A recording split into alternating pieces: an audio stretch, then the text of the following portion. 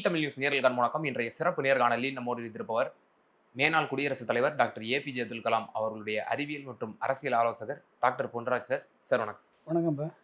Sir, இப்போ மதசார்பற்ற முற்போக்கு கூட்டணியினுடைய கட்சியினர் போஸ்ட் போல் அலையன்ஸுக்கு பிறகு தமிழக வெற்றி கழகத்தோடு ஐக்கியமானார்கள் என்பதையும் தாண்டி விஜயினுடைய அஃபிஷியல் ஸ்போக்ஸ் பர்சனாகவே மாறிட்டாங்க அப்படிங்கிற அளவுக்கு தற்போது பேசப்பட்டு வருது. இதில் குறிப்பாக இன்றைய தினம் ஒரு தனியார் பத்திரிகையில் வந்திருக்கக்கூடிய ஒரு செய்தியை நம்ம பார்க்குறோம். ரொம்பவே அதிர்ச்சி அளிக்கக்கூடிய ஒரு விஷயமா இருக்குது. விடுதலை சிறுத்தைகள் கட்சியினுடைய தலைவர் டாக்டர் தொல் திருமாவளவன் அவர்கள் திரு ஆதவ அர்ஜுனா அவர்களை அவருடைய அலுவலகத்தில் போயஸ் கார்டனில் இருக்கக்கூடிய அலுவலகத்தில் சந்தித்து சில டிமாண்ட்ஸ் எல்லாம் வச்சிருக்கிறாரு. நாங்கள் நிச்சயமாக இந்த கூட்டணி இன்டாக்டாக நாங்கள் தொடரணும் அப்படின்னா சில விஷயங்கள் எங்களோட டிமாண்டை நீங்கள் பூர்த்தி செய்யணும் அப்படிங்கிற சில விஷயங்களுக்கு டிமாண்ட் வச்சிருக்கிறாரு. இப்போ முக்கியமாக திருச்சி கிழக்கில் தான் போட்டியிடுவதற்கு அனுமதிக்க வேண்டும் என்றும், அதே போல் வாரியம் ஒன்று வழங்கப்படணும். இந்த சமூக நீதி அமைச்சகம்லாம் எங்களுக்கு வேண்டாம். எங்களுக்கு ஒரு நல்ல ஒரு ரெஸ்பெக்டபிள் ஒரு அமைச்சகம் வேண்டும். ஒரு நல்ல ஒரு ஹையர் பொசிஷனான ஒரு அமைச்சரவை வேணும் அப்படின்ற மாதிரியும் கேட்டிருக்கிறாங்களாம். ஸோ திருமாவளவன் தமிழ்நாடு பாலிடிக்ஸ்லேயும் என்ட்ராக போகிறாரா? இம்சை கொடுக்க ஆரம்பிச்சிட்டாங்களா? எப்படி பார்க்குறது? இது தமிழ் பேப்பரில் வந்திருக்கா? தமிழ் பேப்பரில் 3மே பொய்யான தகவல். ஓ, அப்படியா சார்? ஆமாம். ஓகே. ஏற்கனவே ஆதவ அர்ஜுனாவும் விஜயுமே திருமாவளவனை முதலாக அப்ரோச் பண்ணி நீங்கள் மினிஸ்டர் ஆகணும், திருச்சி கிழக்கில் நான் ரிசைன் பண்ணக்கூடிய தொகுதியில் நீங்கள் நிற்கணும், அதில் நின்று நீங்கள் ஜெயிச்சு நீங்கள் மினிஸ்டர் ஆகணும், நீங்கள் இப்போ ஹையர் எஜுகேஷன் மினிஸ்டர் ஆக வேண்டும் என்று சொல்லி அவருக்கு ஆஃபர் பண்ணதே விஜயும் ஆதவ அர்ஜுனாவும் தான். அப்புறம் எப்படி இவர் போய் டிமாண்ட் வைப்பார்? அதை மறுத்தவர் திருமாவளவன். நான் அதை ஏற்றுக்கொள்ள மாட்டேன், நான் மினிஸ்டரில் மந்திரி பதவியில், அதாவது என்னுடைய நிலைப்பாடு வெளியிலிருந்து உங்களுக்கு ஆதரவு தருவது தானே ஒழிய அமைச்சரவையில் சேருவது எனது நிலைப்பாடு அல்ல என்று மறுதளித்தவர், வேண்டாம் என்று சொன்னவர் திருமாவளவன். எனவே அவர் போய் இப்போ டிமாண்ட் வச்சுருக்காருன்னு ஒரு பத்திரிக்கை எழுதுது அப்படின்னா இது தாவகா அவரது நற்பெயருக்கு களங்கம் விளைவிப்பதற்காக தாவகா அவருடைய தூண்டுதலின் பேரில் இப்படிப்பட்ட ஒரு தகவல் பரப்பப்படலாம். ஓகே. டிவிக்கே இவரை டேமேஜ் பண்ணணுங்கிறதுக்காக, இவரை டேமேஜ் பண்ணணுன்றதுக்காக பரப்பப்படலாம். ஓகே. சமூக நீதித்துறை வன்னியரசு சிறப்பாக செயல்பட்டு வருகிறார். வன்னியரசு அந்த சமூக நீதித்துறையில் அவருக்கு சரியான நபரை தேர்ந்தெடுத்து வன்னியரசுக்கு அந்த பதவியை கொடுத்திருக்கிறார் திருமாவளவன். ஸோ இப்போ அந்த துறை வேண்டாம் என்று சொல்கிறார்கள் என்றால் விசிகாவினர் வேறு எதற்கோ ஆசைப்படுகிறார்கள் என்ற ஒரு தவறான இமேஜை திருமாவளவன் மேலே பூசுவதற்கு தாவேகாவினர் செய்கிற சூழ்ச்சியாகத்தான் இதை பார்க்கிறேன். சார், இப்போ திருமாவளவன் அவர்கள் இந்த 3 நாள் நடந்த சட்டப்பேரவை கூட்டத்தொடராக இருக்கட்டும், எதிர்கட்சியினர் விஜய் மீது பல விமர்சனங்களை தொடுத்தாங்க. இன்னைக்கு ஆதவ அர்ஜுனா ப்ரெஸ் மீட் கொடுக்குறாரு. திருமாவளவன் அண்ணன் நிச்சயமாக நீங்கள் பார்க்கணும், இந்த 3 நாளில் என்னென்ன நடந்துச்சு அப்படின்னு சொல்லி. எங்கள் தலைவர் விஜய்க்கு நீங்கள் ஒரு விமர்சனத்தை வைக்கிறீங்க. ஆனால் இந்த 3 நாளில் என்னென்ன நக்கல் நையாண்டி பண்ணாங்க திமுகவினர், என்னென்னலாம் பேசுனாங்க வரம்பு மீறி, இதெல்லாம் நீங்கள் பார்த்து கண்டிக்க மாட்டீங்களா? இது நீங்கள் பேசணும், அரசியல் ரீதியாக நாங்கள் திமுகவை எதிர்கொள்ள வேண்டிய நிலைக்கு நாங்கள் தள்ளப்பட்டிருக்கோம் அப்படின்னு சொல்லி கூட்டணி கட்சியினர் இப்படி அமைதி காப்பது நல்லதல்ல அப்படின்ற மாதிரி இன்னைக்கு காலையில் ஆதவ அர்ஜுனா பேசுகிறாரு. அதான் ஆதவ அர்ஜுனுடைய தானே. எப்படியோ இவங்களை இழுத்து விட்டு இவங்களை பர்மனெண்ட்டாக திமுகவோட போக விடாமல் ஆக்குறது ஃபஸ்ட்டு ப்ரையாரிட்டி. திமுகவுக்கும் விசிகா, கம்யூனிஸ்ட்டு, ஐஎம்எலுக்கும் இனிமேல் கூட்டணியே வந்துவிடக்கூடாது என்ற ஃப்ரிக்ஷனை முதல்ல கிரியேட் பண்ணணும். இது ஃபஸ்ட்டு ஸ்ட்ராட்டஜி. 2வது ஸ்ட்ராட்டஜி, அதிமுகவிலேருந்து இன்னும் ஒரு 6 பேரை இழுத்து 12 பேரை வைத்து கொண்டு இடைத்தேர்தல் நடத்தி 12 பேர் ஜெயித்து விட்டால், இடைத்தேர்தலில் விசிகா விசில் சின்னத்தில் 12 பேர் ஜெயித்து விட்டால் இவர்களது தயவு தேவையில்லை, இவர்களை நடுத்தருவில் நிறுத்திவிடலாம். 2வது ஸ்ட்ராட்டஜி. அதுவரை இவர்களை பயன்படுத்தி தாவேக அரசுக்கு வரக்கூடிய கெட்ட பேர்களை சுமக்கும் சுமைதாங்கியாக திருமாவளவனையும் கம்யூனிஸ்டையும் ஐஎம்எலையும் மாற்ற வேண்டும் என்பது ஆதவ அர்ஜுனாவுடைய ஸ்ட்ராட்டஜி. அந்த ஸ்ட்ராட்டஜி அவர் பண்ணுறாரு. அது அவருடைய கட்சிக்காக, அவர் தாவேகாவுக்காக அவர் பண்ணுறாரு. அது நம்ம எப்படி இல்லைன்னு சொல்ல முடியும்? நீங்கள் விசிகாவில் இருக்கும் பொழுது ஆதவர்ஜன் என்ன பேசினாரு? திருமாவளவன் துணை முதலமைச்சர் ஆகக்கூடாதா? ஆமா. கேட்டது யாரு? திரு ஆதவர்ஜனா. ஆதவர்ஜனா. திருமாவளவன் முதலமைச்சர் ஆகக்கூடாதா? கேட்டது யாரு? இது ஆதவர்ஜனா தான். சரி, இப்போ நீ அங்கே போயிருக்கீங்க, தாவேக்காவுக்கு போயிருக்கீங்க. திருமாவளவன் கட்சி வந்து நீங்கள் மினிஸ்ட்ரியில் சேர சொல்லிட்டீங்க. திருமாவளவனுக்கு ஏன் வந்து நீ துணை முதலமைச்சர் பதவி கொடுக்கல? கொடுத்துருக்கணுமா இல்லையா? ஆதவர்ஜனா உண்மையான ஆதவர்ஜனா திருமாவளவன் மேல் அற்றும் அக்கறையும் கொண்டவராக இருந்தால், திருமாவளவன் கூட விடுங்க, தலித் மேலே உண்மையான பற்றும் ஆதரவும் கொண்டவராக இருந்திருந்தால் விஜய்கிட்ட பேசி என்ன பண்ணியிருக்கணும்? தலித் ஒருத்தர் வந்து துணை முதலமைச்சராக திருமாவளவனை ஆக்குகிறோம் சொல்லியிருக்கணுமா இல்லையா? ஆக்கியிருக்கணுமா இல்லையா? நேரம் ஆக்கி திருச்சி கிழக்கில் நிற்க வச்சு நாங்கள் அவரை எம்எல்ஏ ஆக்குவோம், அவரை துணை முதல்வர் ஆக்குவோம், விஜய்க்கு நாங்கள் வந்து பக்கத்தில் ஆலோசனை சொல்லக்கூடிய ஒரு எல்டராக நாங்கள் அவரை மதிப்போம் என்று மதிச்சிருந்தேன்னா நீ வந்து அரசியலில் தூய சக்தியாக பார்க்கப்படுவீர்கள். திருமாவளவன் துணை முதலமைச்சர் ஆகக்கூடாது, ஆனால் திருமாவளவன் அமைச்சராகணும். அமைச்சராகி ஆதவர்ஜனாவுக்கு பின்னால் வந்து உட்காரணும். அந்த ஆதவர்ஜனாவுக்கு பின்னால எப்படி செங்கோட்டையன் உட்கார்ந்துருக்காரோ, செங்கோட்டையனுக்கு அடுத்து திருமாவளவனை உட்கார வச்சு திருமாவளவனுடைய 30 ஆண்டுகால அரசியலை கேவலப்படுத்தணும். அதாவது இப்ப திருமாவளவனுக்கு வாழ்வு கொடுத்ததே இந்த ஆதவர்ஜனா அப்படிங்கிற ஒரு இமேஜை வந்து உண்டாக்கணும்.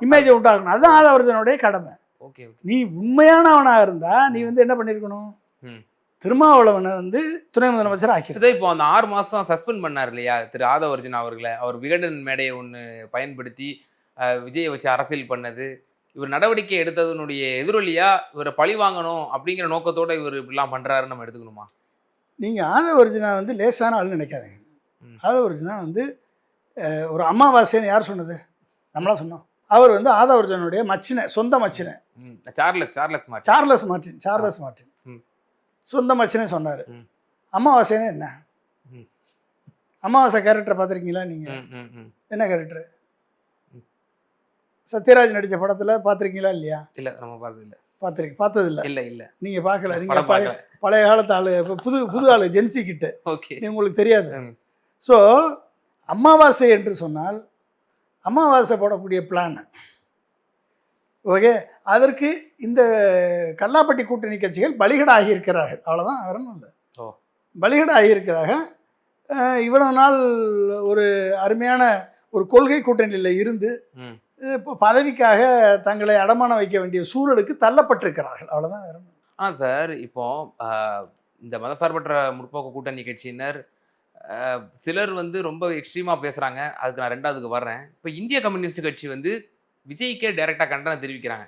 இந்த மரபை மீறினது நீங்கள் தான், இது வந்து வெற்றி தோல்விங்கிறது சகஜமாக வரும், இதை வச்சுக்கிட்டு நீங்கள் முன்னாள் முதல்வரை கேள்வி செய்கிறது இதெல்லாம் வந்து ஏற்புடையதல்ல அப்படின்னு சொல்லி வீரபாண்டியன் ஒரு ஸ்ட்ராங்கான ஒரு அறிக்கை விடுறாரு. திருமாவளவனுமே கூட விஜயை தான் வந்து கண்டிக்கிறாரு. இது வந்து செய்யக்கூடாது, அழகல்ல, மக்கள் இஷ்யூஸை பேசுங்க, என்ன நாட்டில் பிரச்சனை இருக்கோ அதை தான் அட்ரஸ் பண்ணணும் அப்படின்னு அவங்க தெளிவாக பேசுகிறாங்க. ஆனால் சண்முகம் வழக்கத்துக்கு மாறா 2 பேரையும் விமர்சனம் பண்ணுறாரு. விஜயும் தப்பு செய்கிறாரு, உதயநிதியும் தப்பு செய்கிறாரு. இவர் ஆக்ஷனுக்கு ரியாக்ஷன் தான் பண்ணுறாரு.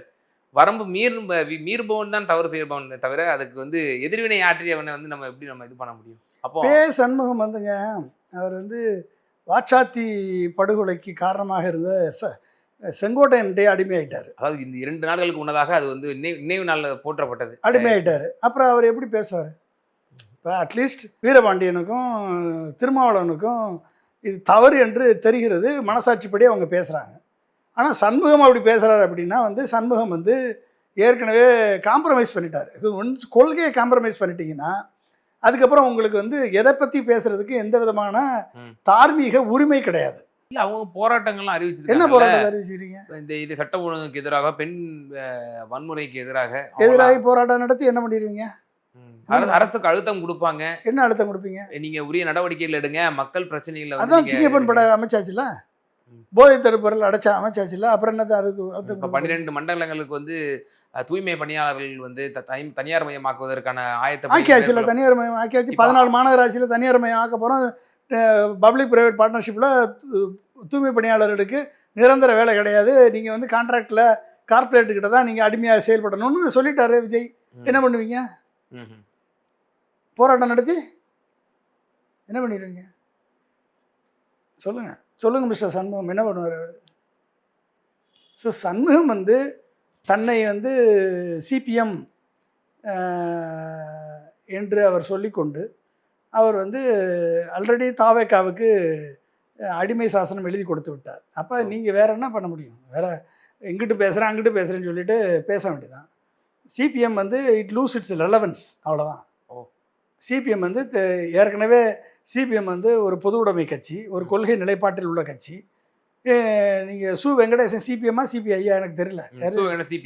சிபிஎம் சு வெங்கடேசன் போன்ற ஆளுகள் வந்து நிர்மல்குமாருக்கு பிஏவா செயல்பட்டு கொண்டிருக்கிறார்கள். கடுமையான விமர்சனம் வைக்கிறீங்க. கடுமையான விமர்சனம் ஆமாங்க. அவர் தமிழ்நாட்டில் நடக்கக்கூடிய நாடாளுமன்றத்துல ஒரு குரல் எழுப்புறாரு. அவர் தமிழ்நாட்டில் குரல் அறியப்படாத பல விஷயங்கள், கண்ணுக்கு தெரியாத விஷயங்கள் எல்லாம் அவர் தான் அட்ரஸ் பண்றாரு. அவர் அட்ரஸ் பண்ணி என்ன பண்ணாரு அப்படின்னு தான் நம்ம எல்லாம் நினைச்சுக்கிட்டு இருந்தோம். இப்போ வந்து நிர்மல்குமாருக்கு பிஏவா செயல்பட்டு கொண்டிருக்கிறார். எனவே நீங்கள் வந்து அவர்கிட்ட வந்து நீங்கள் என்ன புதுசாக எதிர்பார்ப்பீங்க? இல்லை, இன்னும் சொல்லப்போனால் நாடாளுமன்றத்தில் மாணிக்கம் தாக்கூர் கூட ரொம்ப நெருக்கமாக இருப்பார். மாணிக்கம் தாக்கூர் ஆல்ரெடி வந்து ஆர்எஸ்எஸ் டீமுங்க. அவர் காங்கிரஸில் இருக்கக்கூடிய ஆர்எஸ்எஸ் ஸ்லீப்பர் செல்லு. அப்போ இவரே ஆர்எஸ்எஸ்? ஆமாம். அப்புறம் ஏங்க நீங்கள் பின்னால எப்படி சார்? நிர்மல்குமார் எங்கே இருந்துங்க வந்தார்? நிர்மல்குமார் ஆர்எஸ்எஸ் தானே. அப்போ ஆர்எஸ்எஸ் பக்கத்தில் உட்காந்து பிஏவா செயல்பட்டு கொண்டிருக்கிறவர் எப்படிப்பட்டவராக இருப்பார் சொல்லுங்க? ஓ, அந்த சு வெங்கடேசன் ஒன்ஸ் வந்துங்க கொள்கையை தாண்டி பர்சனல் அஜெண்டான்னு ஒன்று வந்துருச்சுன்னா அவங்களால வந்து கொள்கைவாதியாக நிற்க முடியாது.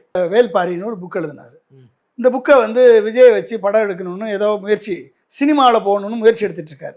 அந்த சினிமா முயற்சிக்கு திரு நிர்மல்குமார் மூலமாக, திரு விஜய் மூலமாக இனிமேல் சினிமா எடுத்து பிழைச்சிக்கலாம் அப்படின்னு ஒரு முடிவுக்கு வந்திருக்கலாம். அதனால் வந்து அவர் வந்து நிர்மல்குமாருக்கு பிஏவாக செயல்பட்டு கொண்டிருக்கலாம். எனவே நீங்கள் அவர்கிட்ட போய் நீங்கள் என்னத்தை எதிர்பார்ப்பீங்க? அதே மாதிரி தான் சண்முகமும் வாச்சாத்திக்கு யாரை எதிர்த்து போராடினாரோ அவரிடமே வந்து இன்றைக்கு சேர்ந்து செயல்பட வேண்டிய நிலைக்கு ஏற்பட்டிருக்கிறது. அந்த நிலைக்கு என்ன காரணம்னு நம்மளுக்கு தெரியாது. எனவே அவர் வந்து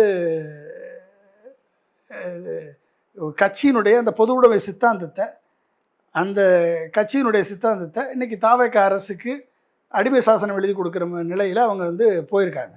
இப்போ அவங்கள வந்து என்னத்தை போய் சொல்லுவீங்க நீங்கள்? இப்போ காம்ப்ரமைஸ் பண்ணிகிட்டே போகிறாங்கன்னு அர்த்தம். வேறு அதுக்கு என்ன காரணமாக இருக்கும்னு நான் நினைக்கிறேன். அப்படின்னா முரசொலி தலையங்கத்தில் நீங்கள் ஏன் சார் சிபிஎம்மை போய் கடுமையாக சாடுறீங்க?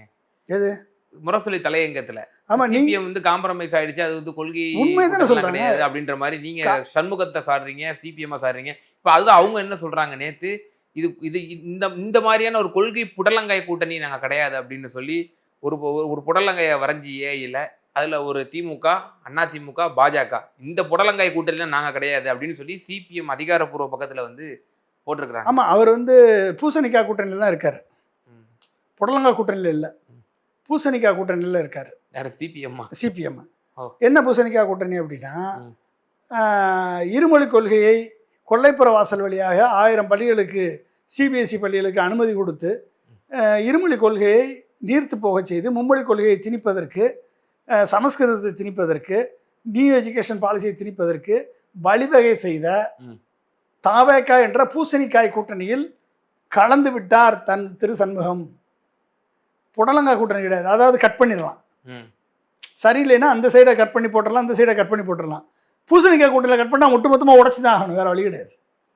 ஓகே, பிஜேபி ஆர்எஸ்எஸ்னுடைய தத்துவத்தை தன் கவர்னர் உரையில் சொன்ன இந்து கோயில்களிலிருந்து வரக்கூடிய வருமானம் இந்து கோயில்களுக்கு மட்டும்தான் செலவழிக்கப்படும், வேற எந்த காரியத்துக்கும் செலவழிக்கப்படாது என்று பிஜேபி ஆர்எஸ்எஸின் தத்துவத்தை தனது கொள்கையாக அறிவித்த தாவேகா என்ற பூசணிக்காய் கூட்டணியில் திரு சண்முகம் கலந்து விட்டார். முடிஞ்சு போச்சா? அப்போ நீங்கள் வேறு என்ன பண்ணுவீங்க? புடலங்காய் கூட்டணியாவது எந்த சைடு அழுகி போச்சா அதை வெட்டி போட்டுடலாம், சரியா? ஸோ அவங்க பூசணிக்காய் கூட்டணியில் இருக்காங்க. அப்போ நீங்கள் அதை என்ன சொல்லுவீங்க? அதனால் வந்து நீங்கள் ஆல்ரெடி இங்கே பாருங்க, already CPM, CPI they lost that base இல்லை. என்றைக்கு வந்து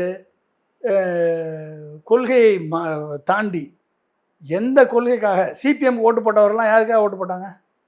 கண்டிப்பா யாருக்காக ஓட்டு போட்டாங்க? முதலமைச்சர் மு.க. ஸ்டாலினுக்காக தான் மு.க. ஸ்டாலினுக்காக ஓட்டு போட்டாங்க. சிபிஎம் ஓட்டு போட்டாங்க, விசில் ஜெயிக்கணும்னு ஓட்டு போட்டாங்களா? இல்ல. விசிகா ஓட்டு போட்டாங்க, விசில் ஜெயிக்கணும்னு ஓட்டு போட்டாங்களா? ம். காங்கிரஸ் இல்ல ஓட்டு சார், போட்டாங்க. நானும் அது தொடர்ந்து இந்த கேள்விகளை முன்வைக்கிறேன் சிபிஎம் பிரதிநிதிகள்கிட்ட. ம். அவங்க தெளிவா சொல்றாங்க, குடியரசுத் தலைவர் ஆட்சி வந்துடக்கூடாதுங்கிறதுக்காக நாங்க ஓட்டு போட்டோம். எங்களோட நிலைப்பாடு தெளிவா இருக்கு. நாங்க எங்களுடைய ஆதரவு சரி, இன்னொரு 6 நிரந்தரமானதல்ல. மாதம் கழிச்சு குடியரசுத் தலைவர் ஆட்சி வந்துருச்சு, என்ன பண்ணுவீங்க? குடியரசு ஏன் இப்போ வரக்கூடாதா? இப்போ அமித்ஷா நினைச்சாருன்னா குடியரசுத் தலைவர் ஆட்சி வந்துட்டு போகுது. ம். அமித்ஷா இப்போ நினைச்சாருன்னா உங்களால் தடுக்க முடியுமா குடியரசுத் தலைவர் ஆட்சி வர்றத? ம். கிட்டத்தட்ட ஒரு 14 பேரை டிஸ்குவாலிஃபை பண்ணிட்டாருன்னு வச்சுக்கோங்க அமித்ஷா. அர்ச்சனா பட்நாயக்கு கம்ப்ளைண்ட் பண்ணியிருக்காங்க. இந்த 14 எம்எல்ஏக்கள் வந்து ம். தவறான தகவல் கொடுத்து எலெக்ஷன் கமிஷனை ஏமாற்றி ஜெயிச்சிருக்காங்க, இன்க்ளூடிங் ராஜ்மோகன் என்று சொல்லி கம்ப்ளைண்ட் போயிருக்கு. இதை மட்டும் அமித்ஷா கையில் எடுத்து 14 பேரை டிஸ்குவாலிஃபை பண்ணிட்டாருன்னு வச்சுக்கோங்க. இந்த அரசு கவிழ்ந்துருச்சு, ஜனாதிபதி ஆட்சி வரப்போகுது. எப்படி தடுப்பீங்க கம்யூனிஸ்ட்டை? எப்படி தடுப்பீங்க? எப்படி விசிகா தடுக்கும்? எப்படி கம்யூனிஸ்ட் தடுக்கும்? எப்படி ஐஎம்எல் தடுக்கும்? இல்ல, சட்ட ரீதியா வந்து நம்ம பார்த்தோம்னா அப்படி வந்துருச்சுன்னா இல்ல, ஆட்சி கவிழாது இல்லையா? கவிழ்ந்துனா ஆ. கவலை முடியாதுன்னு என்ன பண்ணு இருக்கா? ம்.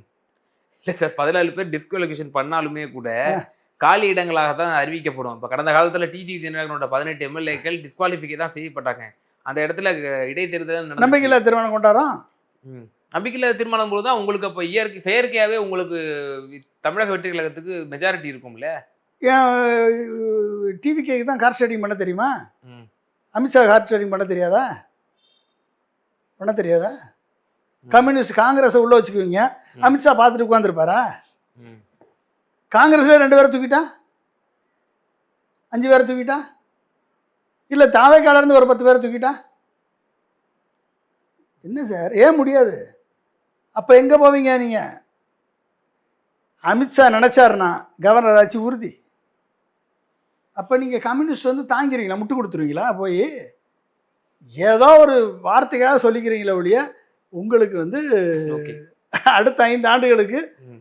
வேலை நடக்கணும். ம். ஓகே, போயிருக்கீங்க, ஏதோ ஒரு காரணத்துக்காக போயிருக்கீங்க, போயிட்டு போங்க. அதை விட்டுட்டு நான் கொள்கை கூட்டணி, நான் கொள்கையை பற்றிலாம் இனிமேல் பேசுறதுக்கு உங்களுக்கெல்லாம் தகுதி என்ன இருக்குது சொல்லுங்கள். இல்ல, திமுக கூட்டணியுமே கடந்த காலத்துல பயணிக்கும் போது என்ன சொல்றாங்க, இது கொள்கை கூட்டணி, நாங்க கொள்கை கூட்டணிக்காகலாம் இல்ல. பயணிக்கல, ஆ. தொகுதி உடன்பாடு திமுகவோட, அவ்வளவுதான். ஓ அப்படித்தானே? நான் அதுதான் கூட சொல்றேன். கொள்கை கூட்டணி நினச்சிக்கிட்டு இருந்தோம் எல்லாரும் மக்கள்லாம். தொகுதி இது உடன்பாடு. கொள்கை கூட மதச்சார்பின்மை கொள்கை கூட்டணி, சமூக நீதி கொள்கை கூட்டணி. ம். ஓகே, ஆல் இந்தியா லெவலில் ஒரு பிஜேபிக்கு எதிரான மத இந்துத்துவ பாசிச ஆட்சிக்கு எதிரான கூட்டணி அப்படி நம்ம நினச்சிக்கிட்டு. அப்போ கம்யூனிஸ்ட் வந்து இது கொள்கை கூட்டணி இல்லை, இது தொகுதி உடன்பாடு தான் சொல்கிறதுலேருந்து அவர்கள் தாமரை இலை மேலே இருக்கக்கூடிய தண்ணியாக இருந்திருக்கிறார்கள் என்று தெரிகிறது. அவ்வளோதான், வேற என்ன? தாமரை இலை மேலே ம். இருக்கக்கூடிய தண்ணியாக கம்யூனிஸ்ட் இருந்திருக்கிறது என்று தெரிகிறது. நிச்சயமா சார், பல்வேறு கேள்விகளுக்கு ரொம்ப விரிவா தெளிவா பதில் சொன்னீங்க. நன்றி. வணக்கம், தேங்க்யூ.